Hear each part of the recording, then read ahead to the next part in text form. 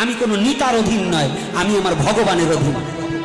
তাই এজন্য বলছি, চরণে হাত রেখে বলছি, যখন যে স্টেজে যাবেন, যখন যে আলোচনা করবে, তার একটা গতি আছে, তার একটা সময় আছে, তার একটা ভাবনা আছে।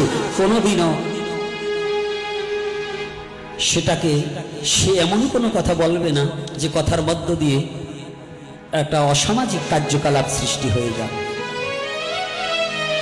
আপনারা তো আপনাদের গ্রামের মাতবা, কিন্তু আমাদের চলতে হয় সারা বাংলাদেশে।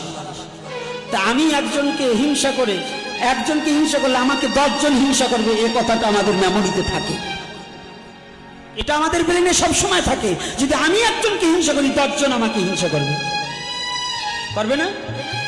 করবে কি না? তাহলে এত সাধু সাজার কাজ নাই। মাঝে মাঝে লক্ষ্মী পূজা করছেন, ধন সম্পদ দিয়ে চিতইয়ে করছেন। আরে না, কয়দিন আগে দুর্গা পূজা গেছে না?